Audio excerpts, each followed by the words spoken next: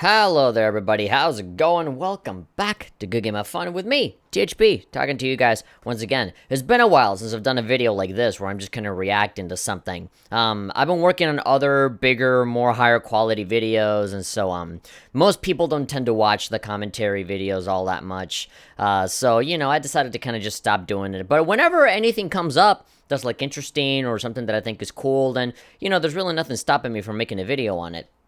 And so today, we had this whole thing with the Final Fantasy VII Remake trailer. Tokyo Game Show is happening right now. I'm not really covering the event. There's a bunch of Japanese game stuff that, I can't understand because it's all in Japanese, or it's just stuff that we've already seen. Most of it is stuff that we've already seen.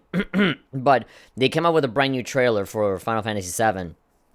And I've been interested on all of the reception, It's number 20 right now on trending for gaming. And I've seen a lot of comments all over the internet talking about how, I wasn't super into the remake, but now that I watched this trailer, I'm really into it. Like, a lot of people that weren't believers before are absolutely believers of this remake now. So I don't know what it's in this trailer that made them change their mind so drastically, but it's probably really good. I mean, I was already on board. I was already in love with the remake from the very beginning.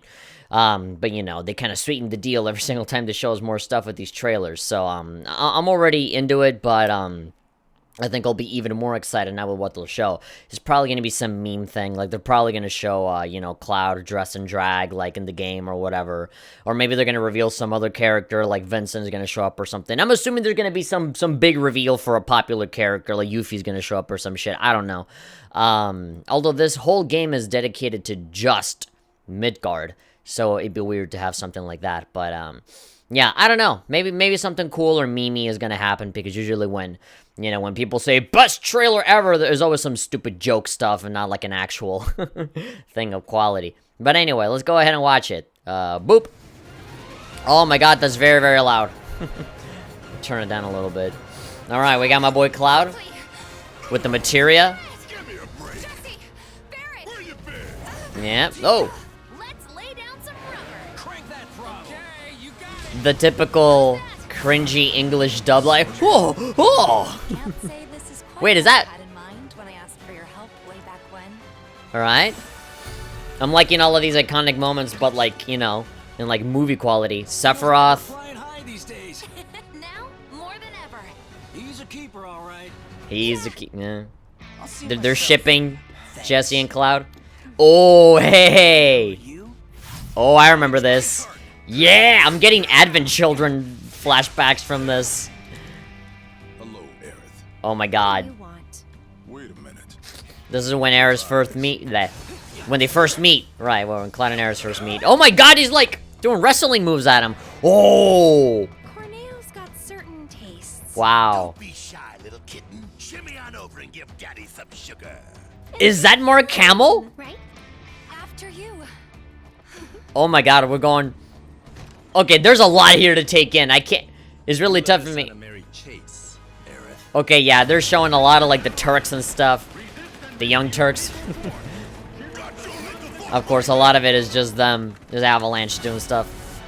What is... I don't remember, like, those, like, dark spirit things. Yeah, the mini games. Cool, like, they're doing the gym stuff. Alright, I love that. Oh my god. Oh, there's a tiny little buzz from the frog. Okay. They're showing way too much. I need to go back and rewatch this. Oh. That's awesome. The here we are! Dude, I can't even hear the dialogue. The music is so loud. There we go. Oh, the summons! I completely forgot about the summons. Oh, man. Ifrit. Yes! Shiva! Oh, that's incredible. I love the magic effects. Especially the thunder stuff. Is she gonna make it out alive? Oh, I wonder. I hate how they leave you in that cliffhanger. Like, we don't fucking know, There's something interesting over there. Oh, wait, death. Yeah. That's after, like, the big thing comes down. Yeah, it's, damn. Okay, a Super Saiyan Chocobo over there. They're gonna show us all the special edition stuff, though. The motorcycle. I love the... A summon for the Cactuar. Okay, I'm not interested in seeing this clickbaity shit. Hold on, let's watch it again. Turn on the volume on that, because that was a little... Well, actually, no, I'll just leave it as is. That was really loud, like... All of my senses were being struck with everything, you know, the fast-paced editing, a lot of music, a lot of dialogue, a lot of appearances and gameplay footage and cutscenes. It was like a 3/4 cutscenes and then like a little bit of gameplay in there, but it's stuff that we've already seen. Yeah, you know, it starts with the typical opening to Final Fantasy VII. We got the train and all that. We have Cloud on top of the train. I love the detail how you can see the materia actually lodged into the sword. I think that's a really cool trick. I would really like it a lot if, you know, when you change and switch to different materia, the colors there actually change as well. That'd be a really nice touch. Quickly. Although I'm assuming that all of these cutscenes are pre-rendered, so I don't think this is all going to be, like, you know, in real time, you know? That would be a strain on the PS4, so I think, you know... Oh my god. You know, I really fucking hate the YouTube player. Like, when you touch anything that is not the play button, you can't really use the arrow keys because it changes the volume, or it changes the video, or if you do spacebar, it like activates the captions and the subtitles and shit. It pisses me off so much. I hate the YouTube player. But like, and you gotta like tap K. Yeah, the most commonly pressed key in the keyboard, K, for pausing video. But yeah, look, I may be stupid or just have a really bad memory of the game, but in the last trailer, we saw something similar during E3, where, like, you had these big black, you know, ghosts almost, like, floating around Aerith and Cloud, and now here they are again. They're almost like Dementors or whatever from, like, Harry Potter. I'm almost expecting Cloud to go, like, Expellium Patronum or whatever.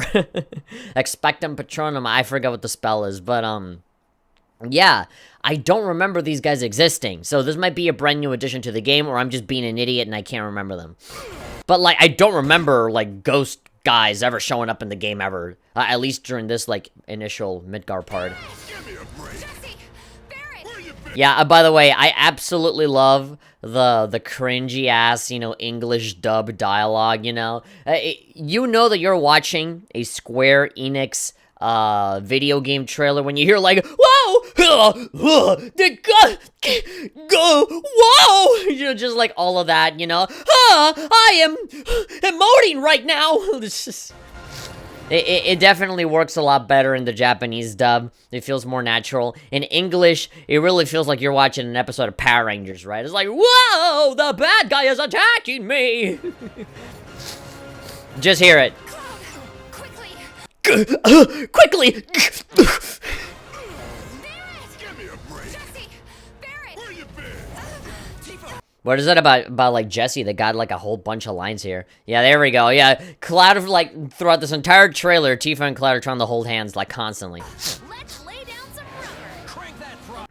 You can tell that they're trying to give Jesse a lot of fan service, because a lot of people do like Jesse, even though she's in the game for, like, maybe, like, 2 hours or so. She's barely in the game, and I think she dies very, very quickly. So, like, I don't know why they keep showing the, you know, they're showing her so prominently in the trailers, you know, so much more than, like, Biggs and Wedge and all those people. Like, every time we see these trailers, there's always, like, Jessie. It's almost like she's a main character. When it's like, oh, man, they're gonna, like, extend her life a little longer, you know, by making her super relevant in all the cutscenes. And obviously, she's, like, she has a crush on Cloud and stuff, so that's already 3 girls that Cloud is, you know, being chased by. But, like, she dies fairly quickly, and obviously we know what happens to Aerith at some point. She's obviously not going to die in this game, but, you know, in whatever, like, next chapter they make for Final Fantasy VII, it's very likely. I mean, it is going to happen. So, like, yeah, the only girl that exists for Cloud, as far as I'm concerned, is Tifa. I love Tifa. Lay down some rubber! Like... Yeah, they're really gonna make it hurt so much more when she just, like, you know, kicks it. Yep, this dude, okay, so I don't know who the fuck this guy is. Again, you know, it's very difficult to think about, like, the shitty polygon characters from Final Fantasy VII, and then having to translate that into this full-on cutscene where they're doing, like, this, you know, astral chain, like, motorcycle scene with camera angles, and everybody has, like, a crazy anime-style hair that's a lot more defined and stuff. You know, this is what they're actually supposed to look like, and it's like, which one of those weird polygonal people is this supposed to be, you know? Can't say this is quite what I had in mind when I asked for your help way back when. Alright, having visions of Sephiroth. Again, like, in this part of the game during Midgard, like, you don't even know who Sephiroth is, you know? Basically, Sephiroth, like, doesn't even exist at all during this whole Midgard part. So it's weird that they are shoving him in so many scenes. Like, pretty much in every single trailer that I've seen for Final Fantasy VII, they have all had Sephiroth in them, like, prominently. Not even, like, hinted or teased. Like, he shows up. It's really weird. It's really weird how they keep, you know, changing stuff around. I mean, whatever, it doesn't seem too bad. If anything, this is probably how the game should have been from the very beginning, right? But the technology wasn't there. I like the detailing on the little handlebars for the parachute. You know, the little wear and tear on it. The color kind of fading away on it. Now, more than ever. I don't know what it is about Jessie's voice that it just sounds so robotic and generic. Now, more than ever. Like, every single line that she says is supposed to, it sounds like some sort of tagline or slogan that they're gonna use for, like, I don't know. It's like, you know how, like, the Fire Emblem characters show up in Smash Brothers and it's like, time to tip the scales. Yeah, you know, generic phrases that are kind of references to the game that they're from. That's kind of what I feel when I see, Jessie, you know? Like, let's lay down some rubber. Yeah, now more than ever. Like, all of the lines have this kind of tone. They all sound like she's saying some sort of famous catchphrase that we're all supposed to recognize. It's like, ugh, why'd you make her sound like that? Out of all of the characters, she sounds like the least natural out of all of them. Because, I don't know why, like, the game is just, like, pushing her so prominently into the spotlight. It's like, why? She's gonna die, like, 2 hours in. Feels like we're flying high these days. Now, more than ever. More than ever! Like, just, why do you have to talk like that? He's a keeper. It doesn't sound like she's living in this, like, awful dystopia where she's, like, you know, essentially behaving as a terrorist to fight against a giant corporation. She sounds like she's going out on, like, a camping trip, you know? All right. Yeah. I'll see myself in. There we go. So this is where Cloud, falls on the church. They, you know, he meets up with Aerith for the first time. Yeah. There we go, these guys, yeah, so we got these dudes with the suits on. Yeah, these guys look way cooler now. I mean, obviously, we kind of know a little bit of them from, like, Advent Children and stuff, you know, seeing how, you know, like, Rufus looked like and stuff like that, and seeing the fight at the beginning with Tifa versus one of the, you know, the Sephiroth remnants and stuff like that. Yeah, that was really cool, and, you know, this scene looks almost exactly the same as, you know, what you see in the movie, just slightly better, you know, there's a little bit more blurring and better lighting here. And who are you? Now it's my turn. Yeah, that typical Final Fantasy 15, like, shwa, little sparkly teleport kind of thing. Yep. Look at that. I like that they're, like, legit showing us, like gameplay of the boss battle as opposed to just, yeah. I feel, I can't imagine the boss fights not feeling super duper awkward when it's like one-on-one with one human and another human. Because, you know, it feels cool when it's like a big robot guy or one of those, you know, big Final Fantasy VII enemies, like the house with legs. You know, that to me looks cool, you know, when you see them fighting. But when it's like one dude versus another dude, like it's barely a fight, you know what I mean? Especially when, if, you know, most fights are going to be like this, where the dude's going to be dodging 90% of the attacks, and you just got to wait for a cutscene to tell you, okay, now you can attack him. And you have that. Hello, Aerith. This other dude, yeah. I apologize, I've forgotten all of these people's names. I just know the main dudes, but, yeah, I know these dudes, the Turks, the young Turks. Wait a minute. Those eyes. They're so beautiful. Let me have them. Why does this dude look like freaking Majima, like Mafia or whatever? There's a dude in Japan that is like really popular because he does a lot of like live streams. He does a lot of the Persona 5 stuff, and his name I think is like Mafia Kajima or something like that. But he's the dude that's like bald and has shades on all the time, and he looks exactly like that Mafia dude. And yes, his name is Mafia. Oh yeah, of course, some fan service, having the girls look all beautiful with their dresses. I want to know how Tifa looks like. Corneo's got There we go. Oh my god, that almost looks like Like that movie, The Great Gatsby, when like freaking Leonardo DiCaprio's like, you know, with the cop. Yeah, look at that. She looks real pretty. I mean, I must admit, makes me really feel bad about how she's gonna die not too long after this part of the game. Corneo's got certain tastes. Yeah. Yeah, they're very much, now that Tifa and Aerith are both here together, and there's a lot of fun stuff that happens in the city, yeah, there's gonna be some, like, harem anime stuff going on in here. There's gonna be some fan service. You can already tell, you know, with, like, Tifa and Aerith, you know, grabbing both of Cloud's arms, you know? My boy Cloud getting it done. But, of course, you know, there's the third girl, Jessie, that, you know, that is not really gonna be involved in any of this, but she's gonna, like, very heavily imply, like, even the other dude in the parachute, like, oh, he's a keeper, alright? Like, they're pretty much, they're already deciding the wedding cake without even the first date happening. Anyway, this Corn on the Cob, this guy, I swear, he sounds like the Joker from, like, Arkham Asylum. So this has to be the voice of Mark Hamill. Don't be shy, little kitten. Shimmy on over and give Daddy some sugar. Yeah, this is absolutely, this has to be Mark Hamill. Don't be shy, little kitten. Yeah, I hear that voice and I see the Joker from Arkham Asylum. Shimmy on over and give Daddy some sugar. I love how the hair just wobbles around and stuff. Oh, man, I would have loved it if they, like, you know, cut the camera to what he's looking at, and it's, like, Cloud dressed up as a girl or something. That has to happen. If they have that gym mini game, is gonna happen. Be fine. It'll be fine. After you.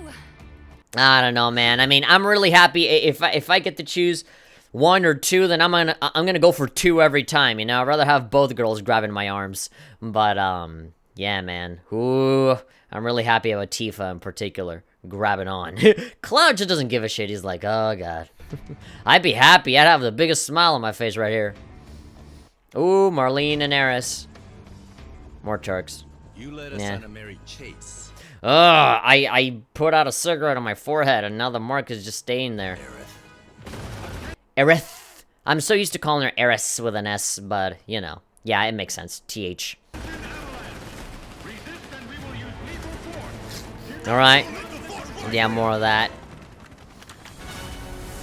Yeah, and again, we have, like, these... We have this weird, like, black spirit things. We have, like, the Dementors, showing up. Like, that has to be... I don't know.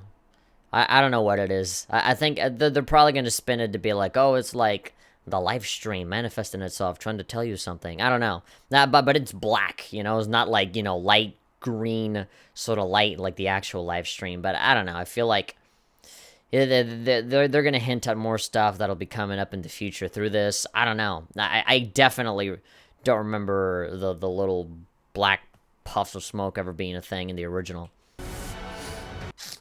And, like, there's this whole, like, exploration thing, like, this is very Uncharted, you know, a lot of climbing and talking, and occasionally fighting people.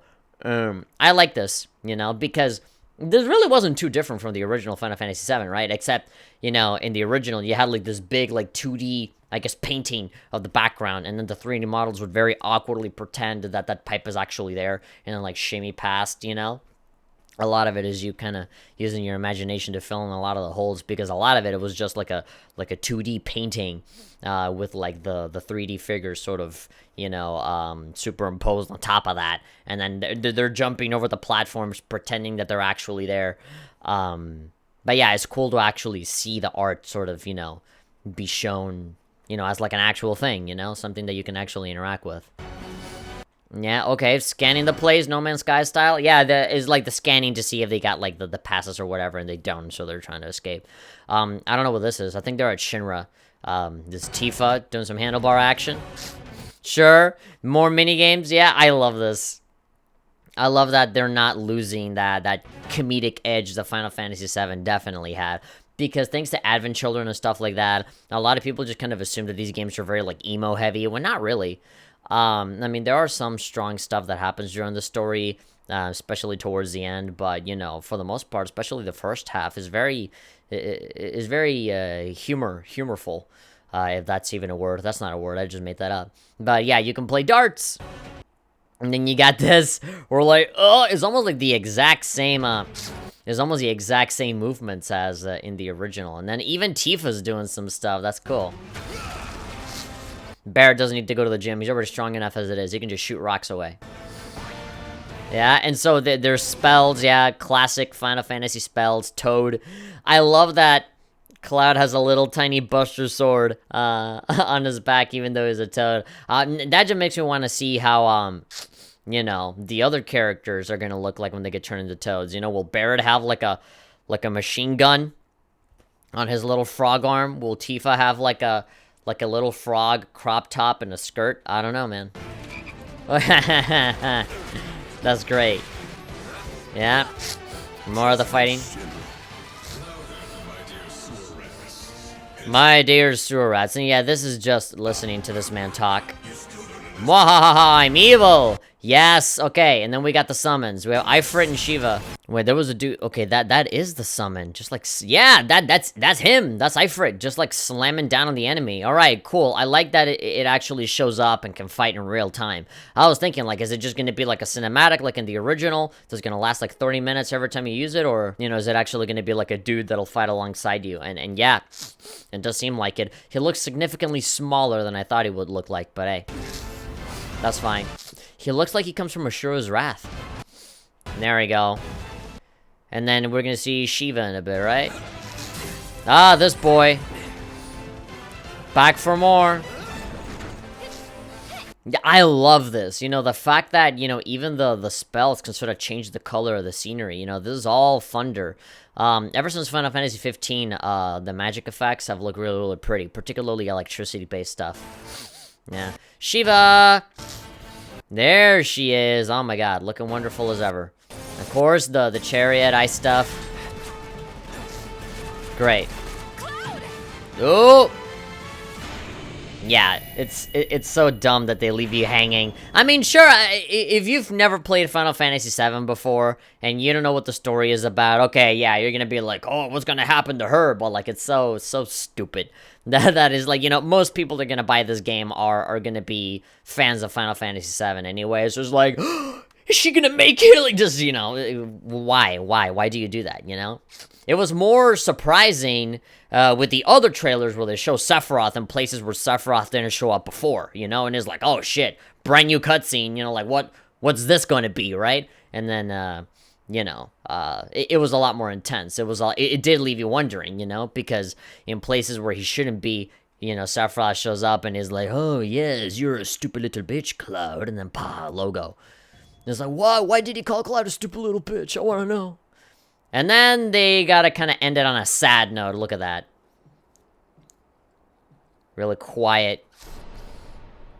Alright, March the 3rd. Can't come soon enough. Yeah, that was cool. But yeah, this is looking really exciting. I mean, obviously, as I said at the top of this video, I was already very much into the idea of playing this game. And now they're showing us more detailed stuff. I'm very much down for it. Now that I know that they're going to have some more humor-based stuff, some more comedy stuff, I really want to see, you know, Cloud and Drag. I want to see the mini-games. I want to see, you know, all of the smaller in-between stuff. All the stuff that is in between all the set pieces. I'd be interested in seeing a little bit more of that. But at the same time, I don't.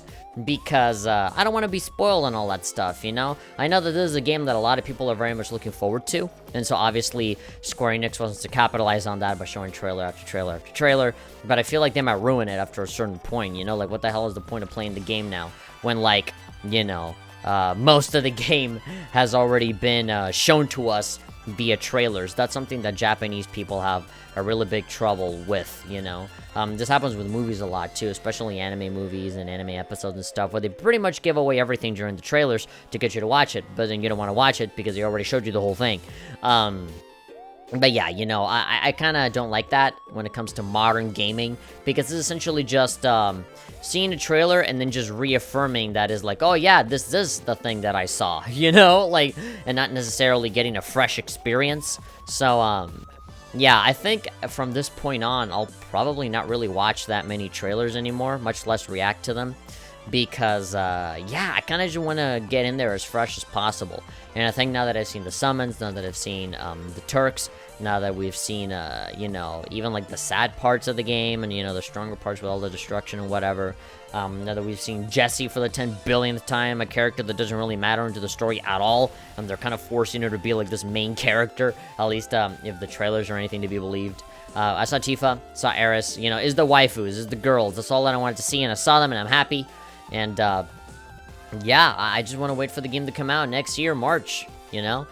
This is definitely going to be one of those games that I'm going to buy at launch. I usually don't buy games at launch. I usually wait for, like, discounts and stuff. But, hey, it's on PS4. I got a PS4. And, hopefully in March, I got $60 laying around. And I'll definitely buy this game. Now, I think this game is worth getting a physical copy for, as opposed to buying it digitally. I think, this game is worth, preserving in a physical way, just like how I have Final Fantasy 15 physical. So yeah, I hate to sound like a broken record, but this game looks really great, and I don't need more trailers to affirm that to me. I already am well aware. I just want to play it, you know, and I don't want to spoil myself on more stuff. You can bet your ass that, you know, the closer we get to release, there's going to be more and more trailers showing up more stuff. I can't imagine them, you know, showing off the game and not showing Cloud and Drag, or, you know, some other really special parts that show up. But, yeah, there really isn't a whole lot left to show when it comes to Midgard, unless they, you know, add some, you know, super new, more open-worldy kind of stuff that didn't necessarily exist in the original. There's a lot of stuff that didn't exist in the original that are now here, so, yeah, I think, it's kind of useless to just compare it to the original, and I think most people would be better off just seeing this as a completely new game, you know. As far as anyone is concerned, if you have never played Final Fantasy VII before, this should just be Final Fantasy 16 for you, you know, as opposed to a remake of something else, because it is so vastly, completely different from the original that it might as well be Final Fantasy 16, you know. It has the graphics, it has the gameplay changes, it's just so different, you know. It's not even fair to compare it to the blocky-ass polygonal thing that the original was, you know? That one didn't even have voice acting, the music was totally, you know, composed in a different way, there were no cutscenes there, just dialogue, and it was just a different world, a different flavor, different technology, and now, you know, this is really blossoming into the game that, you know, I think everybody wanted to see. So, yeah, Final Fantasy 16 is looking great. I'm looking forward to it, and if you guys, you know, like this too, then, of course, give this video a like, and, you know, let me know what your favorite part of the trailer was. Everybody's saying that this is, like, this mind-blowing trailer. It wasn't really for me. It was a great trailer. It was exciting, but it wasn't really, like, you know, like, oh, man, you know, complete 180 on people's opinions in the game. I don't know. I feel like people are exaggerating, but it is a really hyped trailer, so yeah, thank you, and I'll see you guys next time for some more big videos. I know that most people, I'm sure this video is gonna get like 50 views at the most, so for anybody that is watching this video, I'm gonna give you guys a little exclusive. I'm working on 2 videos. One video is called The Beatles Rock Band 10 Years Later, and right now that it's September 2019, I want to make a video for the 10-year anniversary of the Beatles Rock Band video game, which came out in 2009, exactly 10 years ago. So, you know, before the month of September is over, I want to have that video out. Probably during the weekends I'll be putting it out. I'm very close to finishing it, and I just want to find the right time to put it out there, because, you know, really hype stuff like this happens, and, like, no one cares about, you know, whatever I have to talk about. They all want to talk about Final Fantasy. And then I have another video called 5 positive things about video games, because, you know, recently there's been a lot of news about people hating on video games, and, you know, obviously all of these shootings and stuff, and video games are being blamed for, you know, stupid stuff. And so I kind of wanted to make a video where I actually talk about video games positively, as opposed to just complaining and being cynical about them all the time. And I just think it's a fun video, and it's also a format that I kind of want to keep, you know, rolling out consistently throughout. I have a lot of video ideas that are like 5 things in video games. You know, I have a whole list of like 5 games that are really awesome, 5 games that made me cry, 5 games that make me laugh, you know, just stuff like that. That's kind of like the structure that I want to keep having. And maybe every 1 or 2 weeks, at the most, once every 2 weeks, I want to have a video like that, and have that be consistent, and have a schedule on that, and, you know, while I work on other things in the background, and yeah, that's kind of what I want to work on. And so, yeah, for all of the 40 to 50 people that are going to be watching this video, now you know what I'm working on.